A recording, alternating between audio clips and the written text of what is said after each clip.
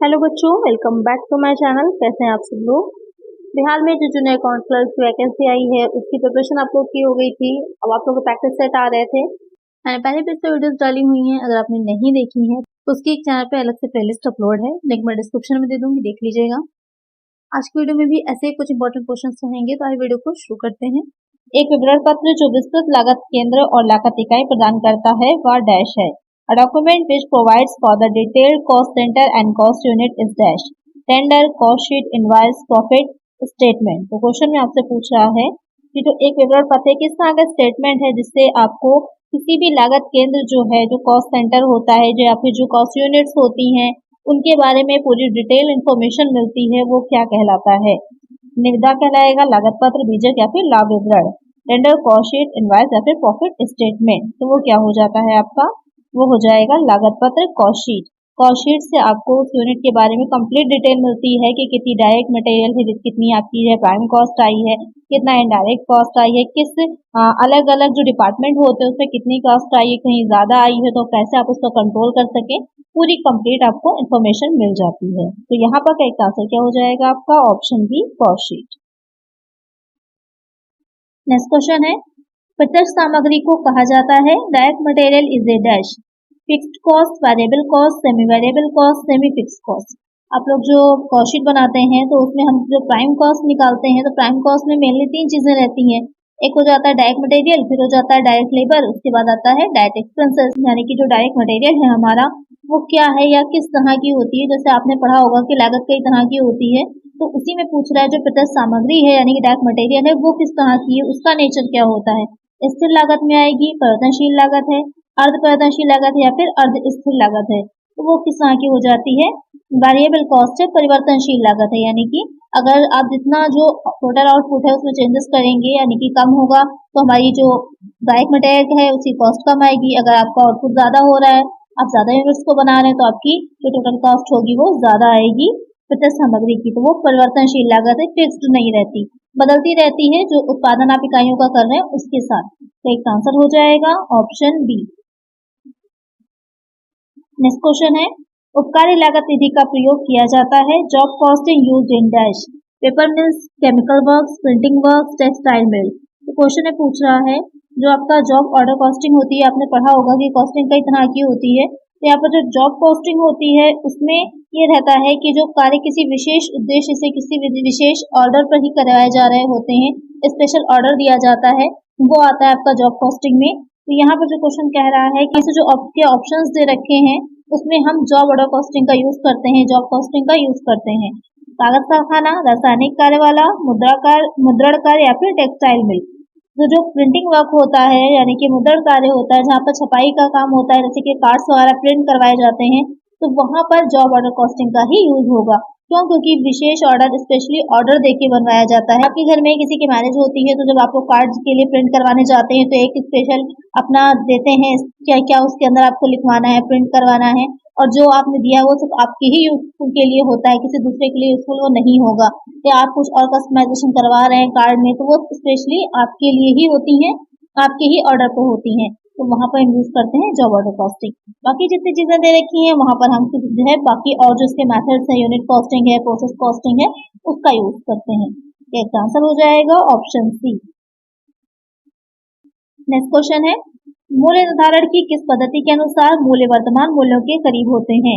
According to which method of pricing is close to current economic value, last in cost out, first in cost out, highest in cost out, weighted average price. तो question कह रहा है कि जो मूल्य निर्धारण की, आपको पता ही होगा, जो लागतें होती हैं, जो कॉस्ट होती है, उसकी वैल्यूएशन निकालने के लिए कई मेथड्स का यूज किया जाता है, जैसे लीफो है, फीफो है, एवरेज मेथड होता है, वेटेड मेथड होते हैं। तो यहाँ पर जो कह रहा है वो कौन सा मेथड हो जाएगा जिसमें जो हम निकाल रहे होते हैं वैल्यूएशन उसकी, वो जो करंट में प्राइसेस हमारे चल रहे होते हैं मार्केट के, उसकी वैल्यूएशन के बिल्कुल क्लोज होती है। अंतिम आना पहले जाना यानी कि जो लीफो मेथड हो जाएगा, पहले आना पहले जाना यानी कि फीफो मेथड, सर्वोच्च आना पहले जाना यानी कि जो हाईएस्ट इन फर्स्ट आउट होता है आपका फीफो मेथड, और भारित औसत कीमत यानी कि वेटेड एवरेज प्राइस मेथड जो होगा, उसमें से कौन सा हो जाता है, वो हो जाएगा जो अंतिम आना पहले जाना, लास्ट इन फर्स्ट आउट। जो सबसे लास्ट में आया है और उसको सबसे पहले हम उसे इशू करेंगे, स्टोर को जो हम इशू करेंगे तो सबसे पहले करेंगे उसे। तो वहां पर जो सबसे लास्ट में आया, बिल्कुल अभी करंट में आपने कोई चीज परचेस करी है और उसे आप पहले किसी दूसरे व्यक्ति को दे रहे हैं, तो उसका प्राइस वही तो होगा ही ना जो मार्केट में इस टाइम चल रहा है, उसके बहुत ही क्लोज होगा। तो यहाँ पर उसमें कौन सा मेथड यूज होगा, लास्ट इन फर्स्ट आउट यानी कि LIFO मेथड। तो इसका आंसर क्या होगा हमारा, ऑप्शन ए। नेक्स्ट क्वेश्चन है, सामग्री नियंत्रण के उद्देश्य है। What is the objective of inventory control. तो क्वेश्चन में कह रहा है कि जो सामग्री नियंत्रण होता है उसके क्या उद्देश्य होते हैं, क्या ऑब्जेक्ट्स होते हैं। Optimum investment, minimum cost of inventory, optimum cost turnover, all of these. तो क्वेश्चन में जो कह रहा है कि जो सामग्री नियंत्रण है उसके क्या उद्देश्य हैं, क्या ऑब्जेक्टिव्स होते हैं। तो यहाँ पर अनुकूलतम विनियोग करना, यानी कि जितना हम विनियोग कर रहे हैं, क्योंकि काफी अगर बहुत ज्यादा इन्वेस्टमेंट हम कर देंगे जो मटेरियल होता है उसको रखने में, तो वहां पर हमारी जो वर्किंग कैपिटल है वो ज्यादा से ज्यादा इसमें फंसी रह जाएगी, जो मटेरियल है उसमें। अगर उतना ही प्रोडक्शन करके हम मार्केट में सप्लाई नहीं कर पाए तो वहां पर हमारे पास क्या रहेगा, वर्किंग कैपिटल नहीं रह जाएगी बिजनेस को चलाने के लिए। तो वहां पर ना कम ना ज्यादा, इतनी रखें जितनी कि हमारे लिए आगे बिजनेस को रन करने के लिए इम्पोर्टेंट हो। ना ही सामग्री का जो मटेरियल का स्टॉक है वो खत्म हो जाए, ना ही बहुत ज्यादा हम इसको इकट्ठा कर लें। फिर आ जाएगा सामग्री की न्यूनतम लागत, जो मिनिमम कॉस्ट ऑफ इन्वेंट्री है। तो यानी कि सामग्री को प्राप्त करने के लिए, क्योंकि आप जो EOQ निकालते हैं, इकोनॉमिक ऑर्डर क्वांटिटी निकालते हैं, तो वहां पर बहुत सी लागतें आप देखते हैं कि ऐड होती हैं। सिर्फ परचेजेस नहीं आता, उसमें जो आपकी कैरिंग कॉस्ट है वो भी आती है, वाहन लागतें जो होती हैं, भंडारण की होती हैं, लाने ले जाने की होती हैं, ये सारी कॉस्ट भी आती हैं। इन सब पर भी कंट्रोल रखा जा सके, ना बहुत ज्यादा है ना ही बहुत कम। ऑर्डरिंग कॉस्ट जो रखी जाए, जो आदेश दे रहे हैं, इन सब में ध्यान में रखा जाता है कि बहुत ज्यादा हमारा इन्वेस्टमेंट ना होने पाए और लागतें हमारी कम आए। ऑप्टिमम कॉस्ट टर्नओवर, अनुकूलतम स्टॉक आवर्त इसमें रहता है कि इतना स्टॉक रखा जाना चाहिए जिससे कि बहुत ज्यादा ना हो जाए ना ही कम रहे। तो वहां पर जो स्टॉक का आवर्त होता है, आवर्त का मतलब ये हो जाएगा कि बार बार जो स्टॉक का आना और जाना उसकी एक सीमा बनी रहे। इसी के लिए आप इसमें आगे जो पढ़ते होंगे मटेरियल कंट्रोल में, रीऑर्डर लेवल है, मिनिमम लेवल है, मैक्सिमम लेवल है, डेंजर लेवल है, ये सारे पॉइंट बनाए गए जिससे कि ये देखा जा सके कि कितना हमारे पास एक ऑर्डर क्वांटिटी रखनी हमको चाहिए और कितना हमारे पास स्टॉक में रहना चाहिए। यहाँ पर ये तीनों ही ऑब्जेक्ट होते हैं जो आपका सामग्री नियंत्रण है, मटेरियल कंट्रोल है उसकी। तो एक आंसर हो जाएगा option D, all of these.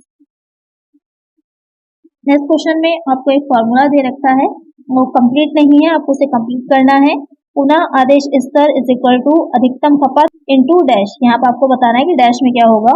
Reordering level is equal to maximum consumption into dash, average reorder period, maximum usages, maximum reorder period, normal usages. तो क्वेश्चन में जो आपका रीऑर्डरिंग लेवल है उसका फॉर्मूला पूछा है आपसे, तो क्या हो जाता है, तो यहाँ पर जो आपका डैश है वहां पर रहेगा कि अधिकतम पुनः आदेश अवधि यानी कि मैक्सिमम रीऑर्डर पीरियड। तो यहाँ पर जो आपका फॉर्मूला एग्जैक्टली बनेगा वो हो जाएगा maximum consumption into maximum reorder period, क्या निकल के आ जाएगा आपका रीऑर्डरिंग लेवल, पुनः आदेश का स्तर। इसका आंसर हो जाएगा ऑप्शन सी। नेक्स्ट क्वेश्चन है, सामग्री नियंत्रण निम्नलिखित चरण को शामिल नहीं करता है। Material control doesn't cover the following stage, purchase of materials, storing of materials, issue of material, production. तो क्वेश्चन में कह रहा है कि जो मटेरियल कंट्रोल है उसके कुछ स्टेप्स होते हैं या उसके अंदर कुछ चीजों को शामिल किया जाता है, तो उसमें क्या शामिल नहीं होगा। तो यहाँ पर जो सामग्री की खरीद है, क्रय है, परचेजेस शामिल किया जाता है, उसका स्टोरेज भी शामिल किया जाता है और उसका इशू भी शामिल किया जाता है। क्या नहीं आता उसमें, उसमें प्रोडक्शन नहीं आता, उत्पादन नहीं आता। तो मटेरियल कंट्रोल में हम उत्पादन को नहीं शामिल करते कि हम कितना उत्पादन करें, उसका नियंत्रण हम कर रहे हैं। हम सिर्फ मटेरियल की जो परचेज है उसका स्टोरेज करना और उसे इशू करना, इस पर नियंत्रण रखते हैं। तो एक आंसर हो जाएगा हमारा ऑप्शन डी। नेक्स्ट क्वेश्चन है, बिन कार्ड केवल डैश का रिकॉर्ड है। Bin card is a record of dash only, cost, value, quantity, expenses. Question में कह रहा है जो बिन कार्ड बनाया जाता है उसमें किस चीज का रिकॉर्ड रखा जाता है, लागतों का, मूल्य का, मात्रा का या फिर व्यय का। तो उसमें रिकॉर्ड रखा जाता है क्वांटिटी का, मात्रा का। तो एक आंसर हो जाएगा ऑप्शन सी।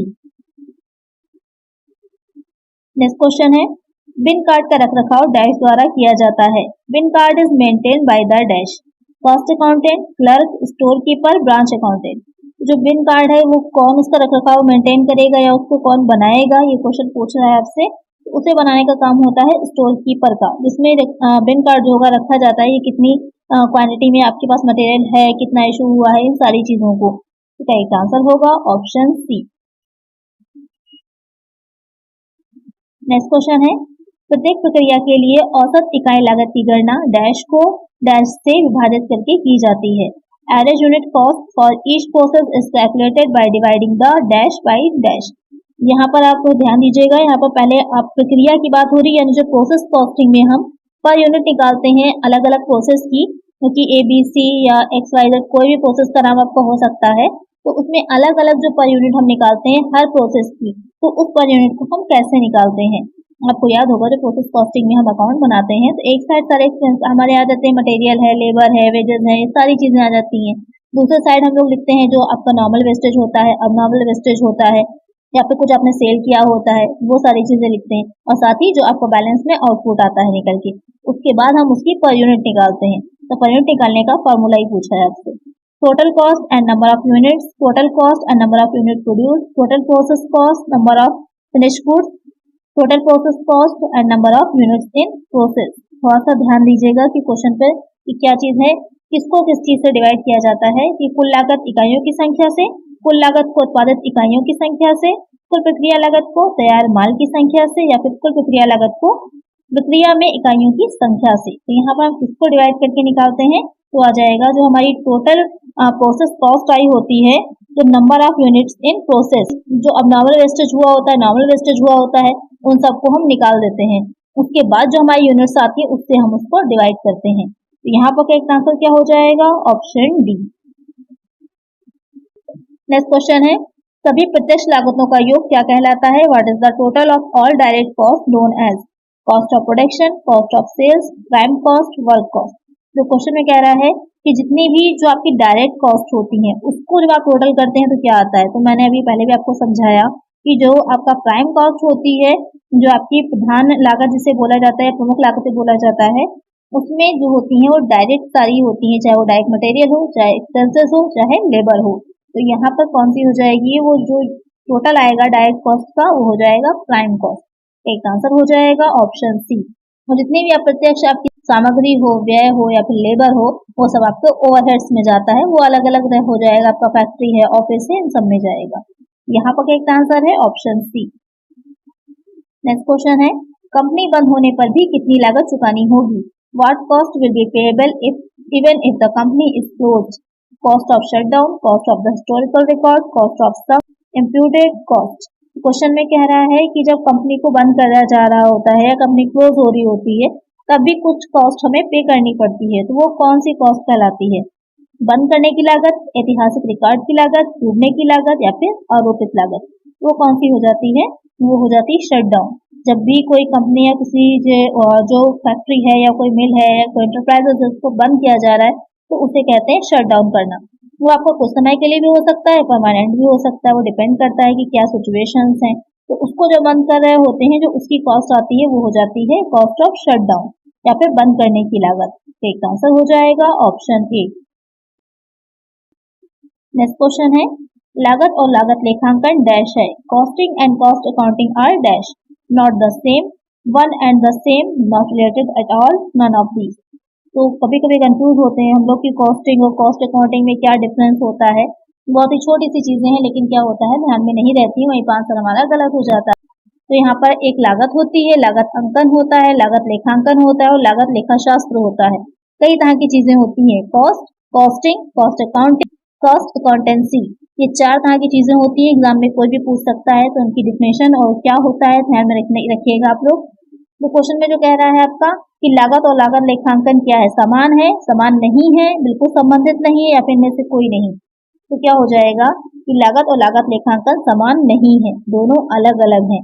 लागत जो होती है, लागत में क्या रहता है कि किसी वस्तु को, किसी प्रोडक्ट को, किसी चीज को बनाने में क्या आपकी जो व्यय होते हैं उनका टोटल जो आप निकालते हैं वो आपकी लागत हो जाती है, कॉस्ट हो जाती है।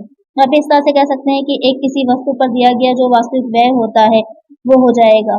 और जो आपकी लागत अंकन या फिर कहें जो कॉस्टिंग होती है, इसको लागत निर्धारण भी बोला जाता है।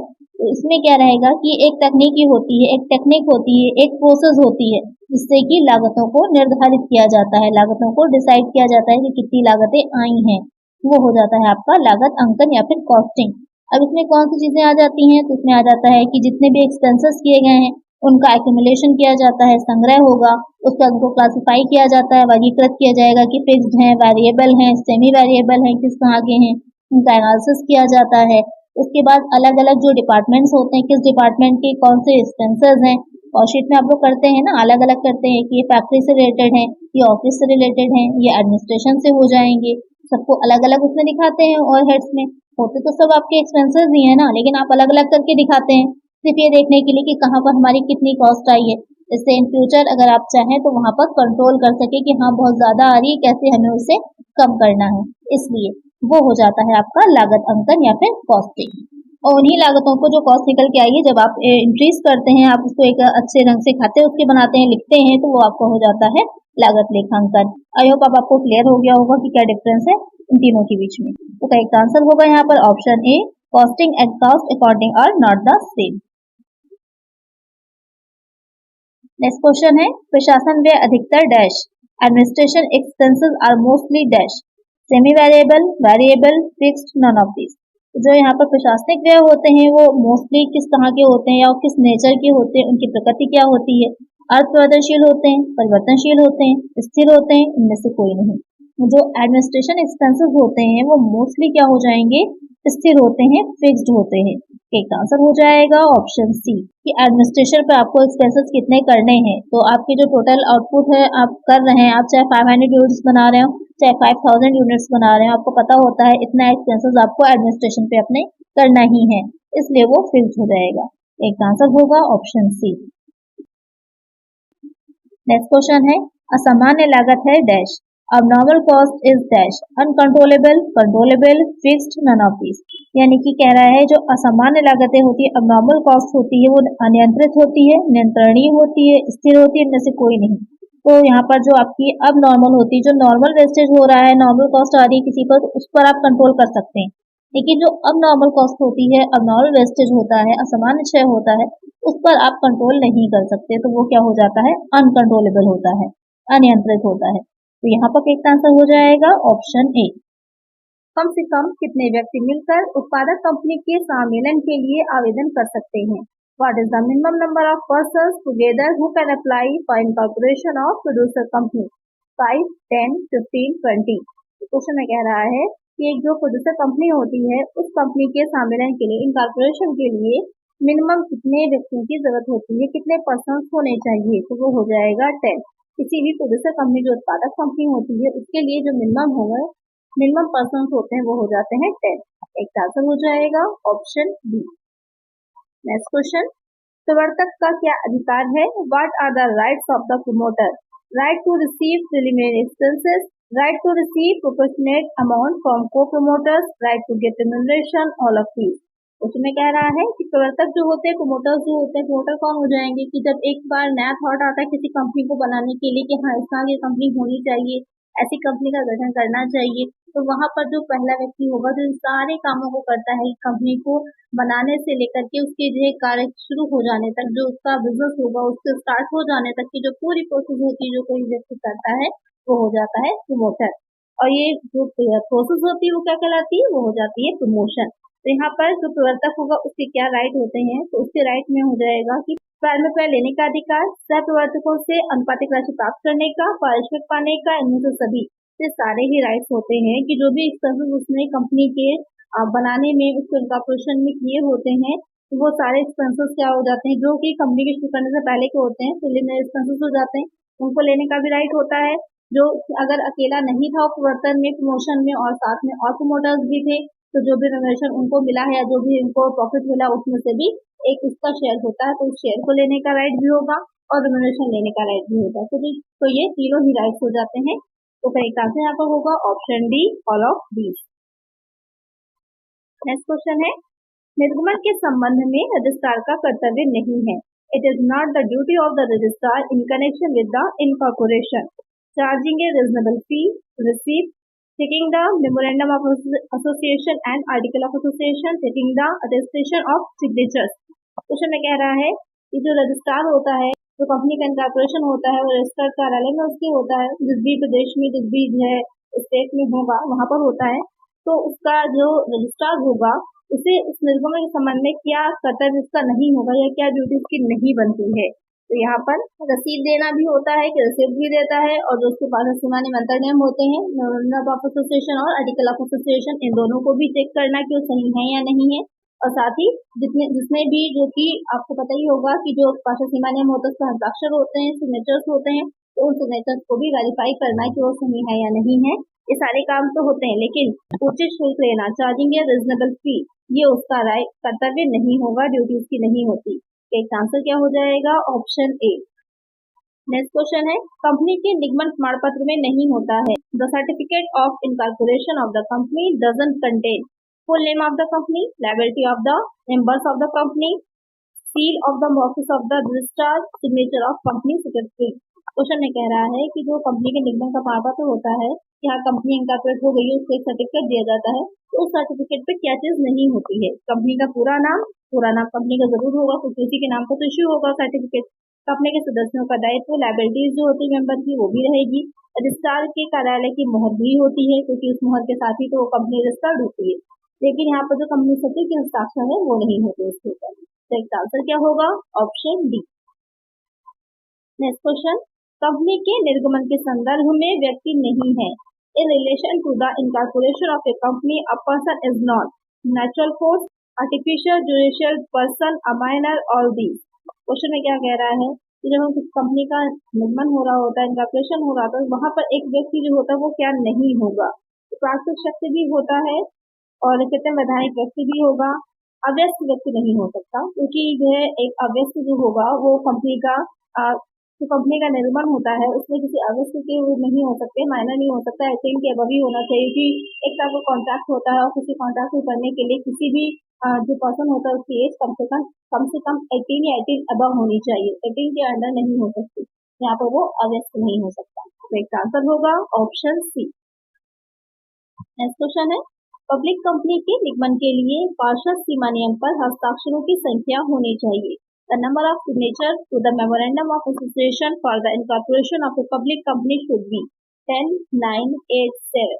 थोड़ा सा यहाँ पर जो है क्वेश्चन को घुमा करके दे दिया है। आपसे ये पूछ रहा है कि पार्षद सीमा नियम जो होता है उसको कितने लोगों के सिग्नेचर होने चाहिए। एक पब्लिक कंपनी की बात हो रही है, पब्लिक और प्राइवेट कंपनी दोनों में ही क्या होता है, रोज थोड़े से अलग अलग होंगे, चेंज होते हैं। तो यहाँ पर बात हो रही है पब्लिक कंपनी की। तो जब उसका निगमन हो रहा होता है, इनकॉर्पोरेशन हो रहा था, तो उसका जो मेमोरेंडम ऑफ एसोसिएशन है, पार्षद सीमा नियम है, उसका कितने व्यक्ति का हस्ताक्षर है?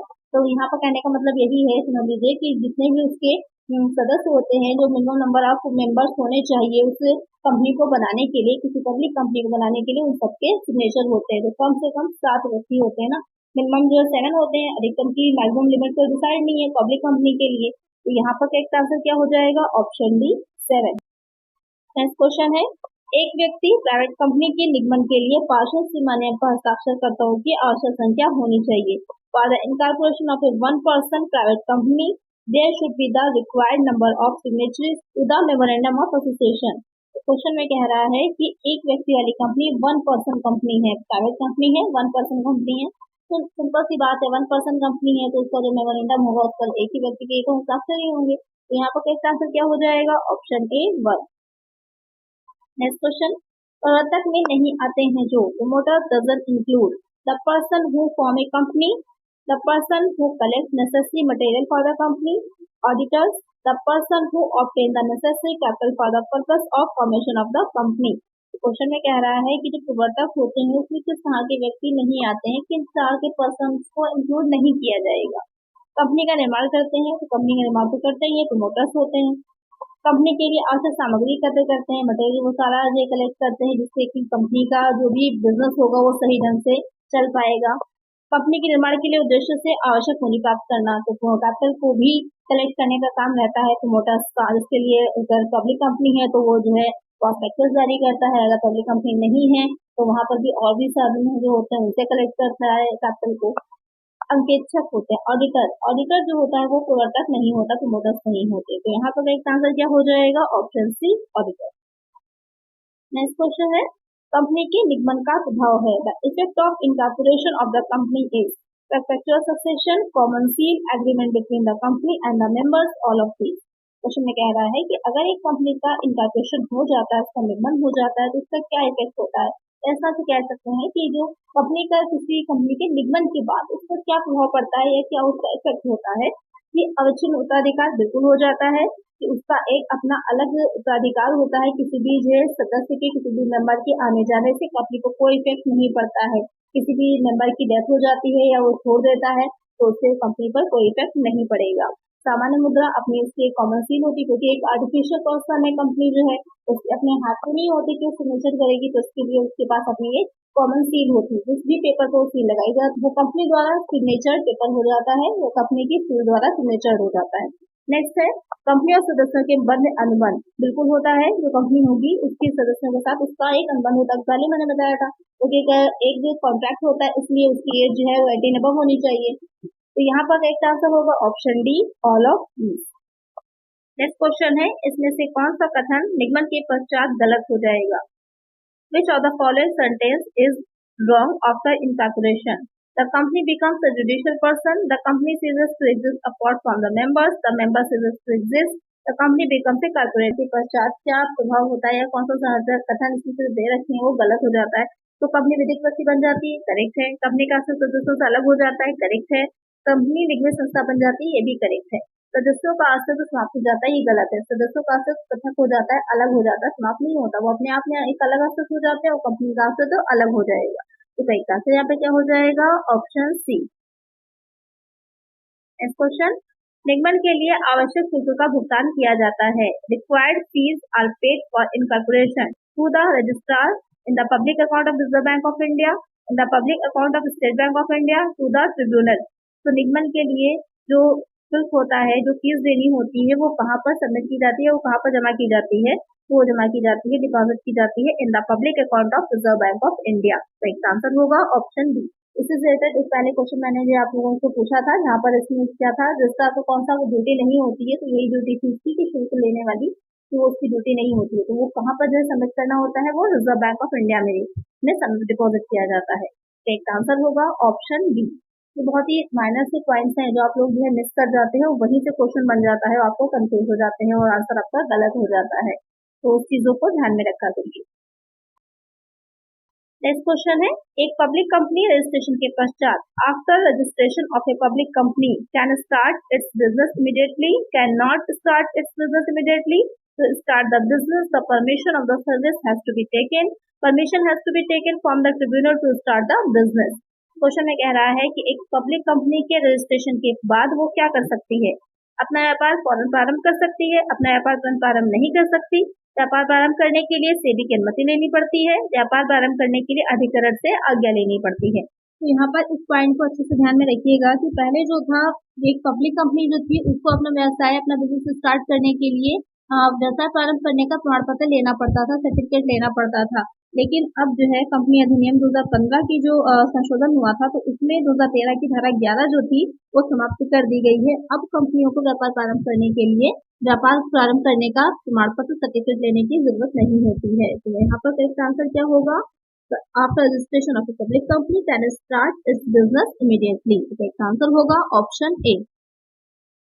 नेक्स्ट क्वेश्चन है, पार्षद अंतर्नियम पर हस्ताक्षर होते हैं इनके। Articles of association is signed by dash, the person who signed the memorandum, the person who signed the prospectus, the person who signed the advertisement of the company, none of these. तो question में कह रहा है जो पार्षद सीमा नियम होता है उस पर किसके हस्ताक्षर होते हैं? तो यहाँ पर जो पार्षद अंतर्नियम होता है उस पर हस्ताक्षर जो होते हैं, जो भी सदस्य ऐसे हैं जिन्होंने पार्षद सीमा नियम पर हस्ताक्षर किए होते हैं, वो पार्षद अंतर्नियम पर भी हस्ताक्षर करते हैं। इसका आंसर क्या होगा? Option A. नेक्स्ट क्वेश्चन है, राष्ट्रीय कंपनी विधि अधिकरण का मुख्यालय किस शहर में है? In which city is the headquarters of the national company law tribunal? Mumbai, Bangalore, Kolkata, New Delhi. काफी अच्छा क्वेश्चन है ये भी।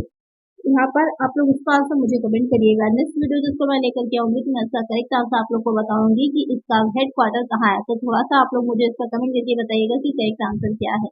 आप लोग कमेंट नहीं करते हैं, कमेंट क्या करिए। जो भी क्वेश्चन मैं पूछती हूँ तो आप लोग कमेंट क्या करिए, इससे मुझे पता चलता है कि आपकी कितनी प्रिपरेशन हो गई है या आपको कितना समझ में आ रहा है।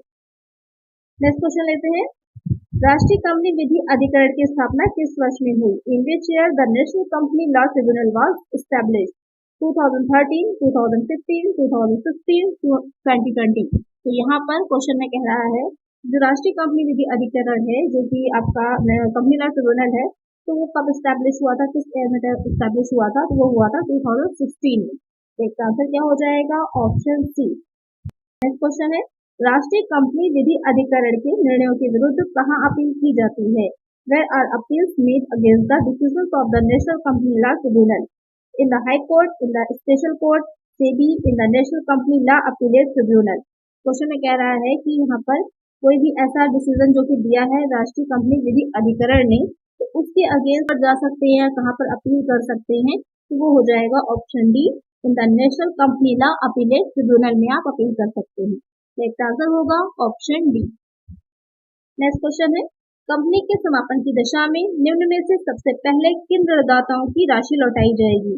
In case of winding up of the company, which of the following creditors will be repaid first? Preference share holders, financial secured creditors, equity share holders, liabilities of the government. Question में कह रहा है कि जब company का समापन होगा, liquidation हो रहा होगा, उसको वाइंडिंग अप किया जा रहा होगा, तो वहां पर किन ऋणदाताओं को, किन जो क्रेडिटर्स होते हैं उनको पहले जो है राशि पेड की जाएगी, पहले दिया जाएगा अमाउंट। तो वो हो जाएंगे जो वित्तीय सुरक्षित ऋणदाता होते हैं, फाइनेंशियल सपोर्ट क्रेडिटर्स होते हैं, उनको पहले राशि दी जाती है। तो इसका आंसर होगा ऑप्शन बी। आज की वीडियो में इतना ही, मिलते हैं नेक्स्ट वीडियो में कुछ और नए क्वेश्चन के साथ। अगर वीडियो अच्छी लगी है तो कर दीजिएगा, चैनल पर नया सब्सक्राइब कर लीजिएगा और फ्रेंड तक वीडियो को शेयर कर दीजिएगा। मिलते हैं नेक्स्ट वीडियो में। Thank you.